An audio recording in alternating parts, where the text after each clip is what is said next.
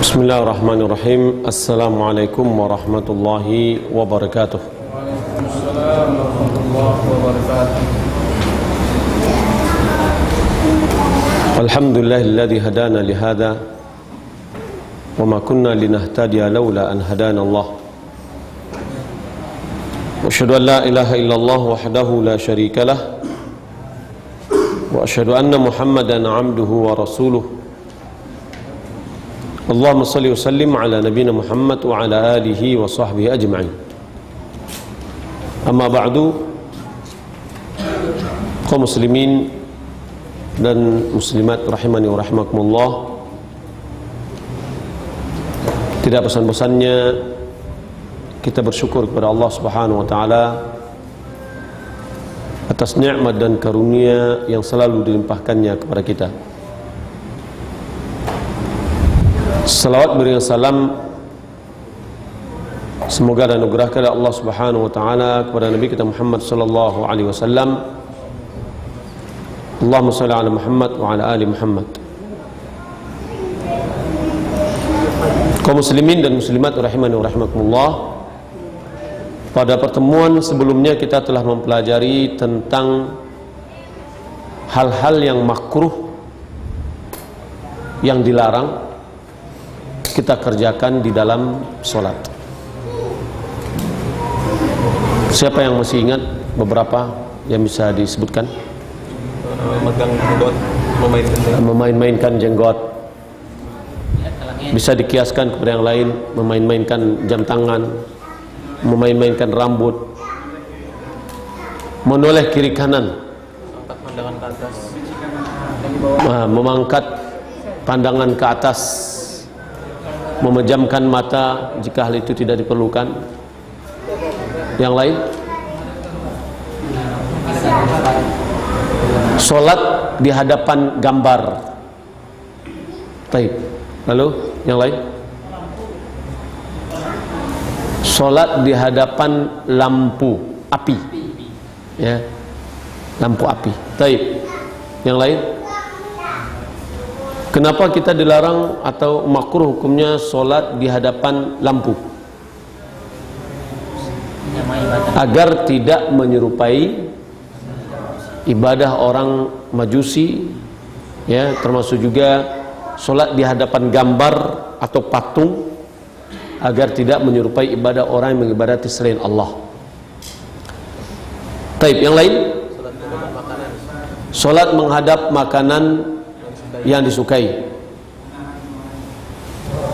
Sholat dalam kondisi dia memulai sholat dalam menahan buang air kecil dan besar.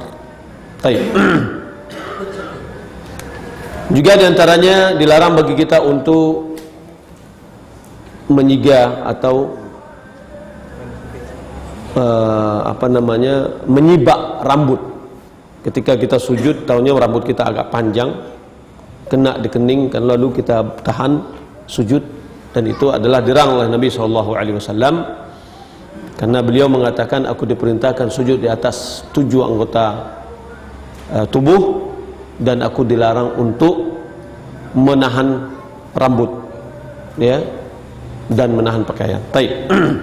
Kita lanjutkan.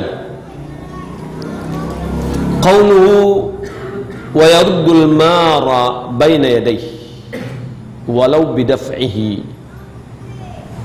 Orang yang sholat ini hendaklah dia menolak, menghalangi orang yang lewat di hadapannya, walaupun dengan menolaknya. Ada orang yang mau lewat, ditahan, ya. Adamiyan kana maru au ghairahu. Apakah yang lewat itu manusia atau yang lainnya? Maka hendaklah kita berusaha untuk menghalangnya. Fardan kanat salatuhu au naflan. Fardan kanat as-salah au naflan. Apakah salat itu salat fardu atau salat sunat? Fa in aba falahu qitaluhu. Apabila dia enggan, maka boleh dia qitaluhu. Apa arti qital itu? Mendorongnya dengan kuat. Jangan diartikan memeranginya atau membunuhnya. Tidak, ini salah terjemahan. Ya, sebab nanti salah menerjemahkan, salah di dalam mengambil persepsi dari terjemahan itu, dan salah di dalam mengaplikasikan. Walau masya yasiran, walaupun dia berjalan sedikit ke depan untuk menghalangi orang yang lewat. Wa yahrumul ma wa yahrumul mururu bainal musalli wa baina sutratihi. Diharamkan melewati antara orang yang sholat dengan sutrahnya. Sutrah itu apa?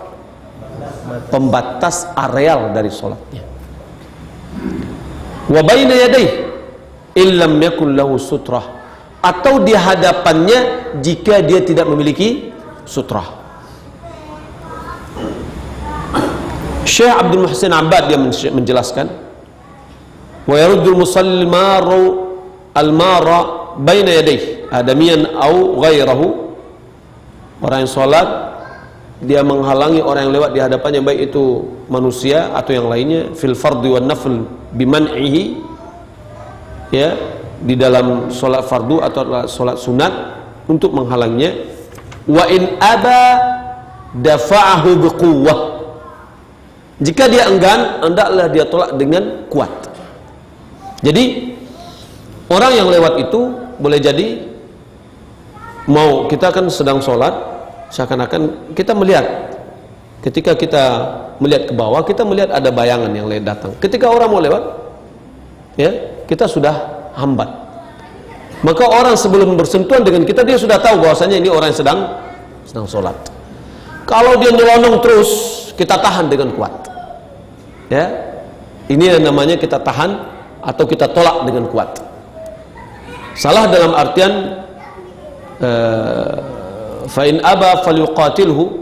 Kalau seandainya dia enggan, lalu hendaklah dia membunuhnya atau memeranginya.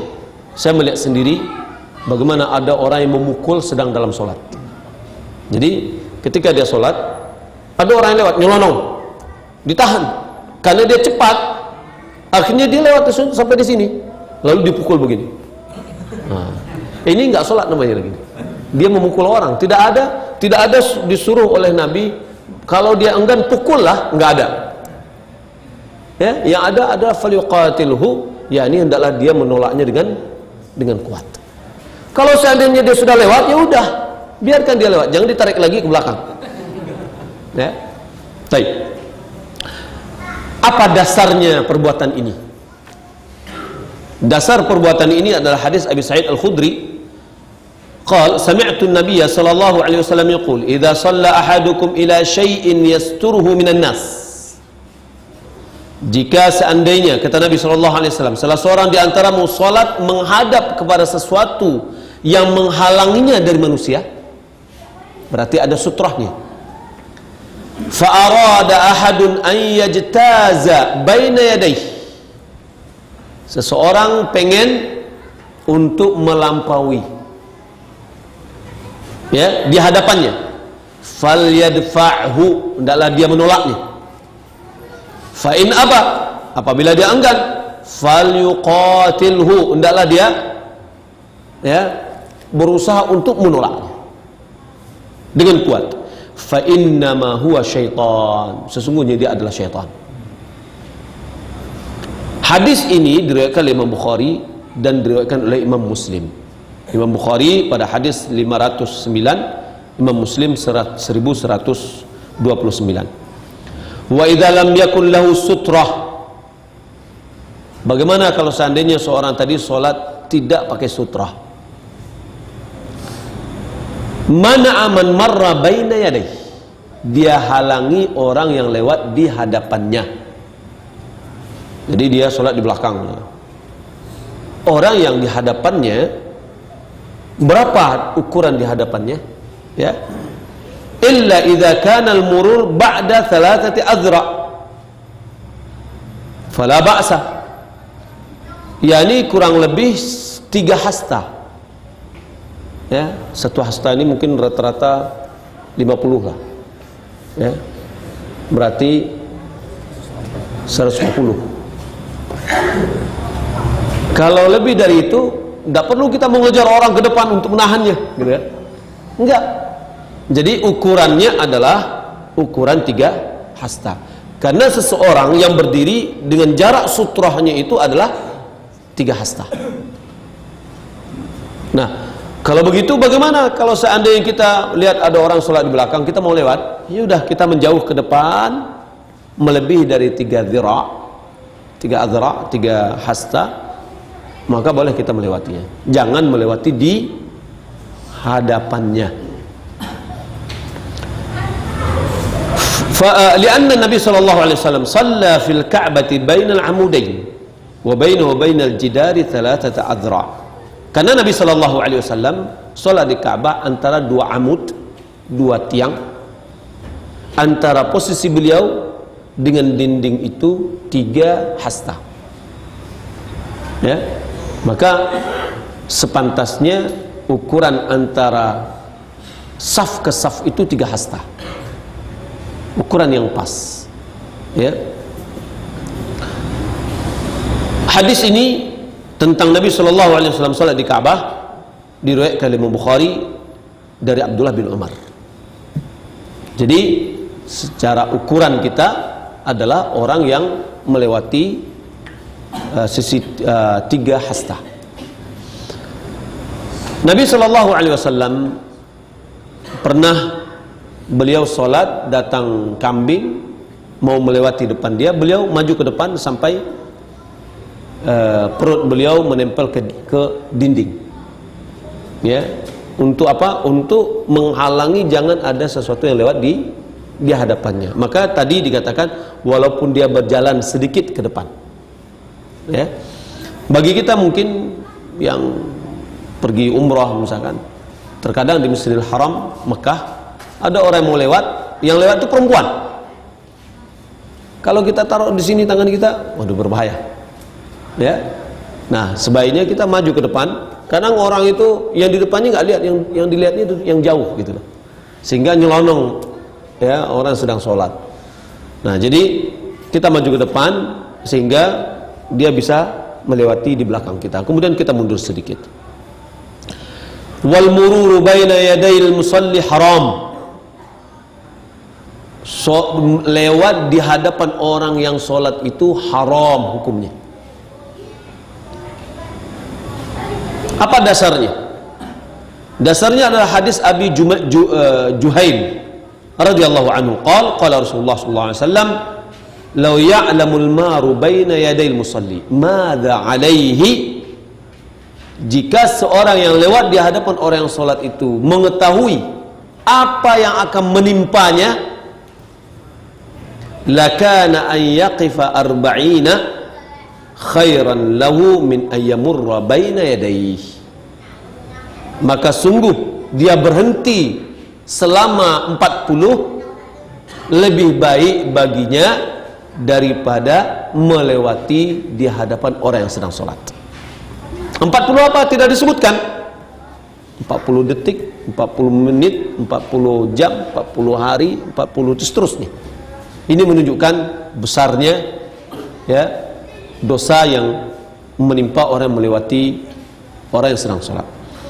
Hadis ini hadis tentang dosa orang yang melewati atau haramnya orang melewati di hadapan orang sholat dikeluarkan oleh Bukhari dan Muslim. Jadi Bapak Ibu muliakan Allah Subhanahu wa taala, masalah sutrah bagi orang yang sedang sholat, sutrah untuk orang yang sholat, terjadi perbedaan pandangan ulama. Ada yang mengatakan mustahab, ada yang mengatakan wajib. Kalau kita lihat dari dalil-dalil, maka kecenderungan untuk mengatakan wajib itu lebih kuat ketimbang dari mustahab. Mustahab itu apa? Sunnah, anjuran, kalau dapat gitu. Kalau enggak, ya enggak apa-apa. Akan tetapi perintah untuk mengerjakan solat di hadapan kita adalah sutra ini lebih kuat. Maka oleh karena itu, berusahalah kita untuk menyempurnakan solat kita. Ya, dengan cara apa? Solat di hadapan kita ada sutra. Apa itu sutra? Alat yang bisa menjadikan kita batasnya. Ukurannya berapa? Kurang lebih 30 cm atau 40 cm. Ya. Maka dinding bisa, tasnya agak tinggi bisa, buku kita berdirikan bisa, kursi bisa, punggung orang pun bisa, sebagaimana dilakukan oleh Ibnu Umar, bahwa dia meminta kepada muridnya untuk duduk, lalu dia sholat menghadap atau duduk di depan kiblat, arah kiblatnya, dan dia sholat menghadap ke punggung orang tadi. Maka kalau begitu, jika kita berada di masjid, kita mau lewat, ada orang yang sholat di hadapan itu, di hadapannya ada orang duduk, janganlah berusaha untuk lewat di hadapan orang yang sedang sholat, walaupun di bawah karpet. Biasanya ada karpet ini dijarangkan sedikit, ya, antara karpet belakang dengan depan. Di depan ada orang yang duduk, jangan kita melewati. Oh, nggak apa-apa, ini kan sudah tidak di atas karpetnya. Enggak. Antara orang yang sholat dengan orang yang duduk, itulah sutrahnya, itulah arealnya. Maka carilah tempat yang lain, baik di depan orang yang sedang duduk atau di belakang orang yang sedang sholat. Kita lanjutkan kaum muslimin dan muslimat yang dimuliakan oleh Allah Subhanahu wa taala. Qauluhu walau qatlu hayyah wa aqrab wa qumlah wa ta'dilu thawbin aw imamatin wa hamli syai'in wa wad'ahu wa wad'ihi wa hamlu syai'in wa wad'uhu walau isyaratun biyadin wa wajhin wa 'ainin lihajah. Orang yang salat tadi boleh dia membunuh ular. Di mana bunuh ular? Di kebun. Nah, orang yang sedang sholat boleh dia membunuh ular. Di mana dia bunuh ular? Di tempat sholatnya, di depan, gitu loh. Bukan di belakang rumah. Ya. Wa aqrab, kalajengking. Ya. Wa qumlah, kutu. Kutu misalkan kalau ada kutu yang besar misalnya, ya, yang mengganggunya. Wa ta'dilu thawbin aw wa imamah, meluruskan, memperbaiki pakaiannya atau imamahnya. Imamah itu serban yang dibelit di atas. Misalkan condong serbannya mau jatuh, misalkan diperbaiki dia, boleh. Sarungnya kedodoran mau diangkat ke atas, boleh. Ya. Wa hamlu syai'in wa wad'uhu, atau mengangkat sesuatu atau meletakkannya. Walau isyaratun biyadih, dia boleh memberikan isyarat dengan tangannya. Wa wajhin, dengan wajah. Wa 'ainin, dengan mata. Ya, lihajatin, jika itu diperlukan. Nah, bagaimana nih? Kita lihat keterangannya. Lil musalli qatlul hayyati wal 'aqrab idza kanata fi qiblatihi. Ya. Orang yang sedang sholat, dia boleh membunuh ular atau kalajengking jika keduanya itu berada di arah kiblatnya, di depan dia. Ya. Wa idza khifa ad-dararu 'inda dhahabiha ila ghairi qiblah, khawatir, ya, terjadinya bahaya jika dia pergi nanti ke lain kiblat. Ya, misalkan ada nyelonong, ya, seperti dulu ini apa lipan di sini, ya, lipan besar. Kalau seandainya ada sesuatu yang bisa untuk memukulnya, kita pakai. Apa contohnya? Misalkan Kalau kenyataan kita sholat di sini misalnya ada apa ya, sesuatu yang bisa diambil di samping dia bisa memukul dia. Tapi jangan cari ya penokok di kadapur baru pai kemari, enggak. Ya. Jadi apa sesuatu yang ada pada dia. Contohnya misalkan kalau seandainya orang sholat di padang pasir, dia sholat dengan sepatunya, taunya muncul kalajengking dari bawah misalkan atau dari batu, dia bisa injak dengan sepatunya tadi, gitu loh. Jadi sesuatu yang memungkinkan, boleh, gerakan itu boleh. Ya, mudah-mudahan Allah Subhanahu Wa Taala jauhkan kita dari kalajengking, dari ular, dari semuanya. Wa qat'us salati liyaqtulahu, dan boleh kita memutuskan solat. Ular besar misalkan masuk dalam masjid, ya, berbahaya, khawatir kita bahaya, udah kita putuskan solat kita, ya, bunuh dulu sebab berbahaya, ya. Li hadis Abi Hurairah radhiyallahu taala an, dasar dari ini adalah hadis Abu Hurairah radhiyallahu taala an, qala Rasulullah sallallahu alaihi wasallam, uqtulul aswadaini fis salati al-hayyat wal aqrab, bunuhlah dua hal yang hitam di dalam solat, yakni ular dan kalajengking, ya. Rawahu Abu Dawud bi isnadin sahih, diriwayatkan oleh Abu Dawud dengan sanad yang sahih. Maka kalau seandainya misalkan berbahaya, dua misalkan lipan besar, lari dia misalkan, dan nampak lari dia. Nah khawatir nanti kedang sujud datang dia misalkan atau gimana, udah kita bisa putuskan sholat dan boleh diputuskan sholat. Kalau gempa bagaimana? Ya, datang gempa keras lah, ya. Gempa sedikit bisa bertahan, tapi gempa keras mudah putuskan, karena kita lihat akan membahayakan. Kalau ada orang mengatakan takut mati gimana?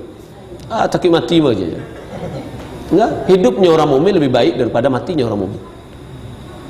Tapi kalau seandainya tidak sempat lari, meninggal dia, jangan sedih, ya. Orang yang meninggal ditimpa oleh bangunannya mati syahid, ya.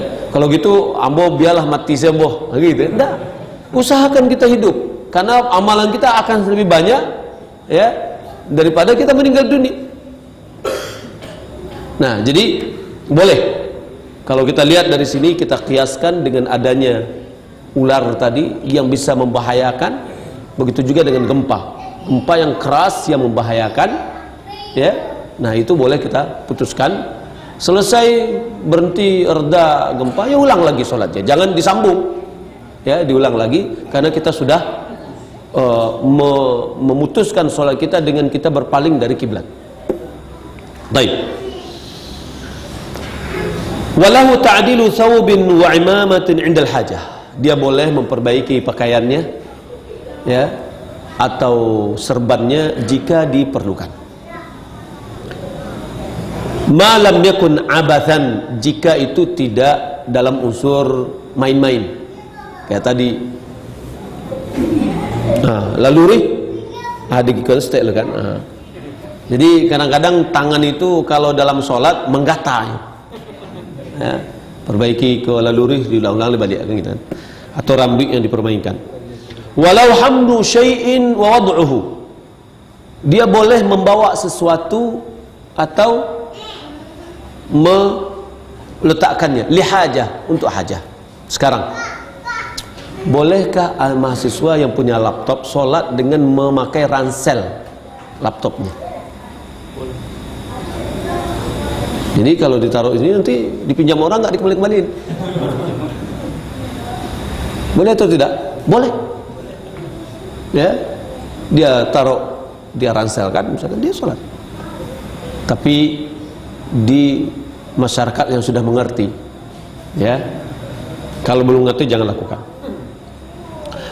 Wa wad'uhu, dia letakkan, ya, misalkan dia letakkan, misalkan, artinya gerakan mengangkat dan gerakan menurunkan itu di dalam sholat tidak membatalkan salat. Mana dalilnya? Dalilnya adalah hadis Abi Qatadah radhiyallahu anhu yang dikeluarkan oleh Bukhari Muslim. Ra'aitu Nabiy sallallahu alaihi wasallam ya'ummun nas. Aku melihat Nabi mengimami manusia. Salat sunat atau salat fardu? Salat fardu. Ya. Wa Umamatu bintu Abi As, yakni bintu Zainab binti Rasulullah sallallahu alaihi wasallam, ala atiqihi. Sementara Umamah bintu Abi As, anak atau putri dari Zainab putri Rasulullah SAW, yakni cucu beliau, ya, cucu beliau dari anak yang paling besar. Di atas atiq, di atas pundak beliau, digendong, ya. Fa idza raka'a wada'aha. Jika beliau ingin ruku, taruh sini kan. Mau ruku, jatuhlah kan. Beliau taruh di samping, atau beliau taruh dulu ke bawah. Wa idza rafa'a minas sujudi a'adaha. Dia angkat, bangkit dari sujud, berarti mau ruku dia taruh dulu samping, lalu dia ruku, i'tidal. Kalau mau i'tidal misalkan diambil lagi, kemudian ditaruh lagi, dia mau sujud, sujud, duduk, sujud, kemudian mau diri lagi, beliau angkat lagi, beliau gendong lagi. Ya. Rawahul Bukhari wa Muslim. Hadis ini dikeluarkan oleh Bukhari wa Muslim. Apa yang bisa kita ambil dari hadis ini? Ini adalah solusi bagi bapak-bapak dan ibu-ibu. Ya, bukan ibu-ibu saja, bapak-bapak juga. Jika anaknya rewel, tidak mau ditinggalkan, pengennya gendong terus, tidak ada orang yang mengawani, tidak ada orang yang melihatkan, udah bawa anaknya digendong, sholat, ya, Allahu Akbar, lalu sholat dia, anaknya digendong. Ya. Pembahasan ini juga di Nailul Autar disebutkan, pembahasannya adalah sholat dengan membawa sesuatu yang kemungkinan ada najis. Kepastian tidak ada, tapi kemungkinan, ya, di dalam pempesnya mungkin ada, ya, pipisnya, ya, atau kayannya misalkan. Maka dalam kondisi itu adalah tidak membatalkan sholat. Boleh sholat kencing kena kencing. Kalau kena kencing ya udah, dia harus putuskan sholatnya, karena dia tidak mungkin membuka bajunya. Ya. Boleh, ya. Handphone berbunyi. Ya, pas pula ada kunci. Jadi harus dikuncikan, buka dulu. Lalu dimatikan. Enggak apa? Jangan dibiarkan terganggu orang semasjidnya terganggu. Ya, udah dimatikan, ya, karena itu lihajah, karena kebutuhan. Kalau tidak, rusak sholat orang, ya. Maka karena itu boleh kita mematikan handphone. Yang tidak boleh itu menjawab, ya. Taib. Jadi yang dapat kita ambil di sini tadi adalah bolehnya kita menggendong anak walaupun sholat fardu, bukan sholat sunat. Nabi menjadi imam, beliau menggendong cucunya, ya, dan itu tidak merusak sholat. Walil musalli mukhatabata ghairi bil isyarati 'inda al hajah. Orang yang sholat boleh berbicara dengan isyarat, ya, berbicara dengan isyarat jika diperlukan.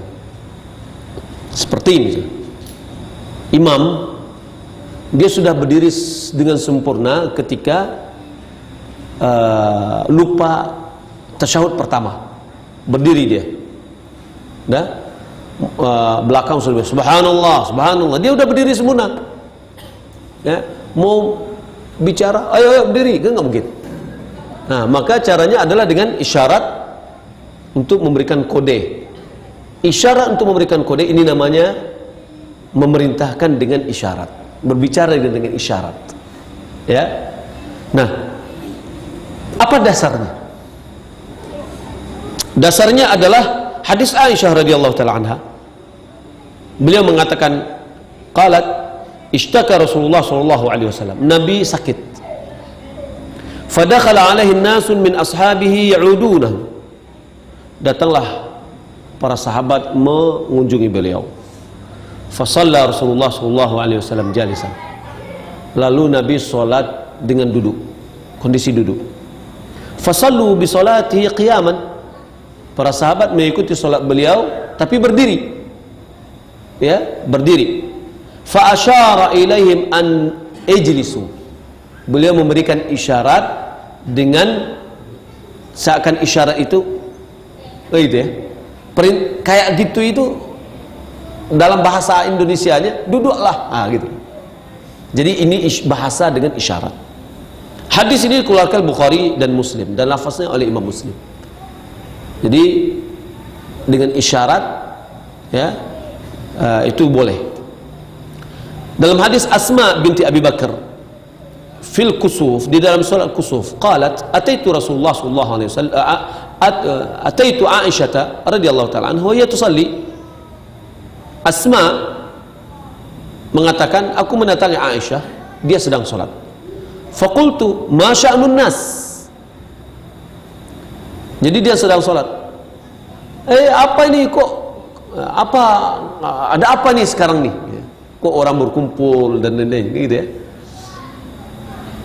Fa asyara biyadihi ila sama. Jadi dia sedang salat, dia dengar, ini ada apa ini? Gitu ya. Lalu oleh Aisyah radhiyallahu taala anha dibilang, mengisyaratkan ke atas. Berdialog enggak keduanya? Dialog, yang satu berbicara, dia punya telinga, tedangannya apa yang dikecian, ya. Lalu dia jawab dengan isyarat. Lalu diisyaratkan dia dengan tangannya ke langit. Jadi artinya seakan-akan dia mengatakan, celiaklah di atas itu gerhana, ya. Fa idzan nasu qiyam. Tahunya manusia semuanya solat berdiri, ia mengerjakan solat. Faqalat Asma, dia mengatakan, subhanallah, qultu ayah, ya, aku mengatakan ayah, tanda kebesaran Allah. Fa asyarat bi ra'sihi ay na'am. Lalu Aisyah memberikan isyarat dengan kepalanya.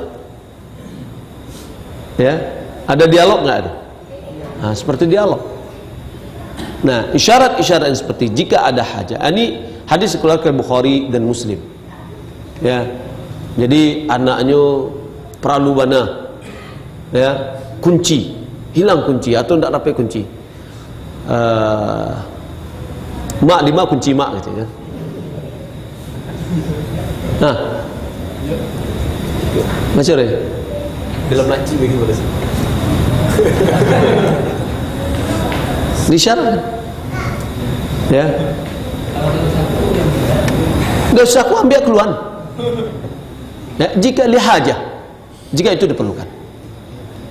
Ya, ini adalah hadis dikeluarkan Bukhari dan Muslim. Siapa yang mengatakan ini tidak boleh, berhadapan dia dengan Bukhari dan Muslim. Ya, hadis Bukhari Muslim, Pak. Ya, semua mungkin kita ada yang mengatakan, ini pengajian apa boleh kau gitu kan? Kau boleh. Ini Rasulullah SAW melakukan. Keanehan yang kita lihat karena ketidaktahuan kita. Al-jahil yata'allam. Si jahil hendaklah belajar. Sahibul hawa, ya, laisa lana alaihi sabil. Tidak ada kekuatan bagi kita sama sekali kalau orang yang pengikut hawa nafsu. Sebab talibul haq, Syekh Albani mengatakan, talibul haq yakfihi dalilun wa sahibul hawa la yakfihi alf dalilin. Ya, orang yang mencari kebenaran, cukup satu dalil kita berikan sudah puas dia. Tapi orang pengikut hawa nafsu diberikan 1000 dalil tidak akan cukup. Ya, banyak kilah-kilahnya. Lalu al-jahil, orang yang bodoh, ya ta'allam, dia belajar. Sahibul hawa laisa lana alaihi sabil. Orang yang pengikut hawa nafsu, angkat tangan dong. Ya, diajan iko ndak namua, cari dalil yang lain, iko cari-cari kilah-kilah yang lain. Nah, ini kita lihat bagaimana Nabi SAW dan Aisyah radhiyallahu taala anha, ya, menggambarkan kepada kita apa yang dilakukan dan apa yang boleh kita lakukan. Ya, juga seperti Al-Mizzi, seorang ulama hadis, dia sholat sunat, muridnya membaca hadis kepada dia. Dia sedang sholat. Ketika bacaannya salah, dia benarkan dia dalam sholat. Gimana caranya? Dia cari ayat yang mirip dengan bacaannya yang salah, sehingga muridnya tadi mengerti bahwa bacaan dia yang tadi salah, yang benarnya apa yang diungkapkan oleh gurunya. Tapi dia tidak berbicara berdialog dengan yang lain. Ya, baik, kita lanjutkan. Qauluhu wa la yakrahu salamu 'alal musalli wa lahu radduhu bil isyarah. Tidak mengapa atau tidak dibenci menyampaikan salam kepada orang yang sedang sholat. Ya. Wa lahu radduhu bil isyarah. Tapi menjawab salam itu dengan isyarat. Ya, bukan dengan orang salam, assalamualaikum, waalaikumsalam, enggak. Ya. Sebab tidak boleh kita berbicara. Apa dasarnya ini? Dasarnya adalah hadis Abdullah bin Umar. Qal kharaja Rasulullah sallallahu alaihi wasallam ila Quba'in yusalli fihi. Nabi sallallahu alaihi wasallam pergi ke Masjid Quba untuk solat di situ. Beliau solat di sana. Nabi sallallahu alaihi wasallam mengatakan, siapa yang bersuci dari rumahnya lalu dia pergi ke Masjid Quba solat 2 rakaat, maka sama dengan umrah. Ya, sama dengan umrah. Nabi SAW setiap hari Sabtu beliau datang ke sana mengerjakan sholat 2 rakaat, kadang-kadang dengan kendaraan, kadang-kadang jalan kaki. Qala faja'athul ansaru fasallamu alaihi wa huwa yusalli. Datang sekelompok ansar dan mereka menyampaikan salam, assalamualaikum, gitu. Sementara Nabi sedang sholat. Faqultu li Bilal, lalu aku bertanya kepada Bilal, kaifa ra'aita Rasulullah sallallahu alaihi wasallam yaruddu alaihim hina kanu yusallimuna alaihi wa yusalli? Bagaimana yang kamu lihat Rasulullah membalas kepada mereka atau menjawab mereka ketika mereka salam kepada beliau sementara beliau sedang sholat? Qala yaqulu hakada, dia melakukan seperti ini. Wa basata kaffahu, ya, basata, dia bentangkan. Wa basata Ja'far ibn Aun kaffahu, ya. Wa ja'ala batnahu asfal, dia letakkan perut telapak tangan ini ke bawah. Wa ja'ala dhahru ila fawq, yang di atas ini ke atas. Jadi ketika ada orang yang menyampaikan assalamualaikum, ya, dia isyarat dengan tangannya, bukan gini, ya, tapi cukup dengan gini aja. Ada orang yang menjawabnya begini, gitu kan? Ini adalah satu hal keliru, karena Nabi cuma mengisyaratnya dengan perut telapak tangannya ke bawah, kemudian punggungnya ke atas. Hadis ini, hadis Abdullah bin Umar ini diriwayatkan oleh Abu Dawud dengan sanad yang sahih. Wal aula alla yusallam 'alal musalli bi raf'is saut. Yang lebih utama, kata Syekh Abdul Muhsin Abbad, janganlah salam kepada orang yang sedang sholat dengan suara yang keras. Lima qad yahsul fi dzalika min faz'ihi wa tashwish alaih, karena itu akan mengganggunya. Jadi kalau kita datang ke masjid, masuk ke masjid, tidak ada anjuran Nabi SAW apabila kalian masuk masjid assalamualaikum lah, nggak ada. Yang ada apa? Doa masuk ke dalam masjid. Ya Allah maftah li abwaaba rahmatik, bersalawat sebelumnya, ya. Nah, ini diajarkan, bukan assalamualaikum, ya. Kalau assalamualaikum menjadikan beban juga kepada orang yang di dalam untuk menjawabnya. Ya. Berdasarkan hadis Nabi sallallahu alaihi wasallam yang dikeluarkan yang diriwayatkan oleh Abu Hurairah, la gharara fi salatin wala taslim. Tidak ada gharar. Gharar itu kekurangan. Apa maksudnya? Al-Khattabi dia mengatakan maksudnya, jika seandainya ada orang yang sedang sholat, ragu dia sholatnya 3 atau 4, tapi dia ambil ya udah 4 aja lah, gitu ya. Dia tidak mengambil yang yakin, tapi 4 aja lah. Ketika dia salam, dia ragu, masih nggak puas dia, wah ada was-was, sholat saya nih kurang tadi enggak. Di sini disebutkan, ya.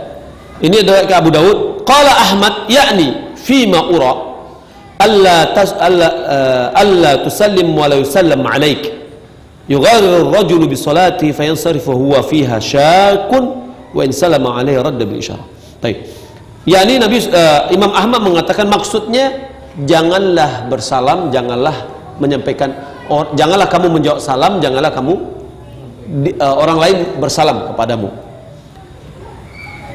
Di mana yughrirus shalah, yughrir rajulu salatahu bi salatihi, seorang laki-laki kurang salatnya, maksudnya itu adalah dia keluar dari salat, salam dari salat, dia dalam kondisi ragu. Kayak tadi, salatnya sempurna enggak? Salatnya sempurna enggak? Seharusnya yang dilakukan oleh seseorang adalah dia menyempurnakan salatnya dengan mengambil yang bilangan yang yakin. Jika dia yakin 4, udah lanjut. Kalau dia tidak yakin dengan 4, ambil nilai yang terkecil, dia tambah 1 rakaat lagi untuk meyakinkan. Wa in sallama alaihi radda bil isyarah. Jika seandainya ada orang yang salam kepadanya, maka dia isyaratkan, menjawabnya dengan isyarat. Wallahu ta'ala alam, mudah-mudahan bermanfaat. Ya.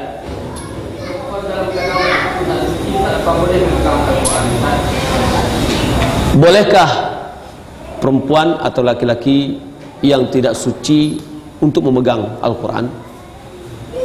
Dari riwayat Hizam bin Hakim, Nabi SAW, di antara yang disampaikan oleh Nabi SAW adalah janganlah menyentuh Al-Quran kecuali yang suci. Maka di sini banyak ulama berpendapat bahwa yang menguatkan hadis ini bahwa hendaklah yang memegang Al-Quran itu adalah orang yang suci, yakni berwudu. Ya, termasuk juga misalkan perempuan yang haid, berarti dia tidak bisa menyentuh langsung kecuali dia pakai sarung tangan pembatas.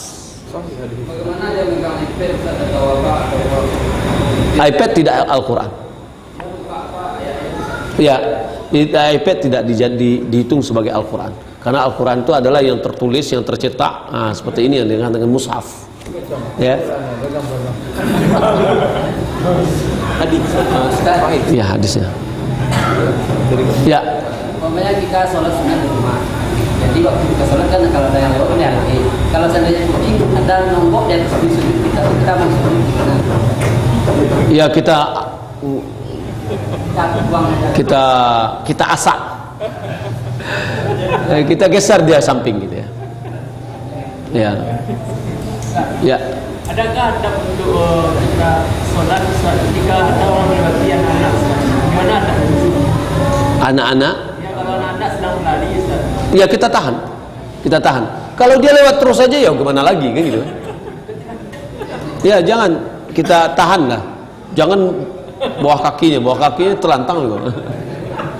Tertunggu lah ya, tidak terlantang ke belakang. Ketika lagi sholat tadi Ustaz, apabila kita mendengar teriakan, apakah seperti kebakaran atau ada orang maling Ustaz? Apakah kita harus putuskan sholat atau bagaimana Ustaz? Kalau kita kiaskan kepada doror tadi, ya, maka bisa kita putuskan. Ya, wallahu a'lam. Kalau yang Wusta itu adalah asar. Ya. Enggak, sholat asar rajih.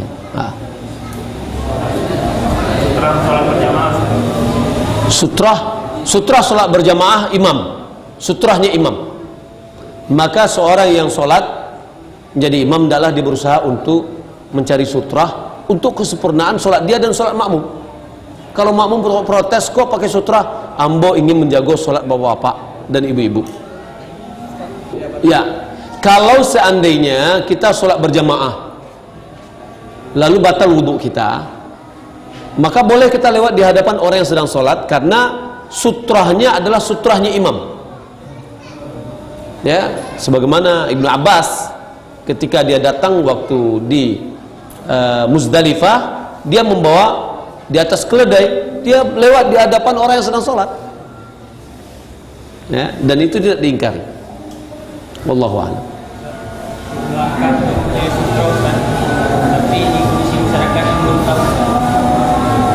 Berusaha apa yang bisa, peci dibuka, ditaruh depan. Fattaqullaha mastata'tum.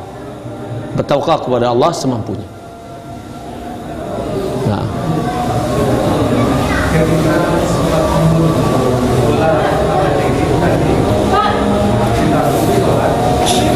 Hah?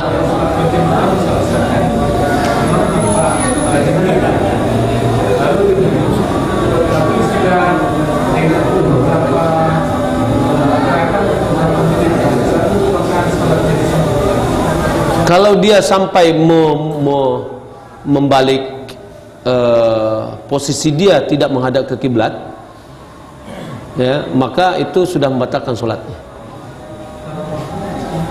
Hah?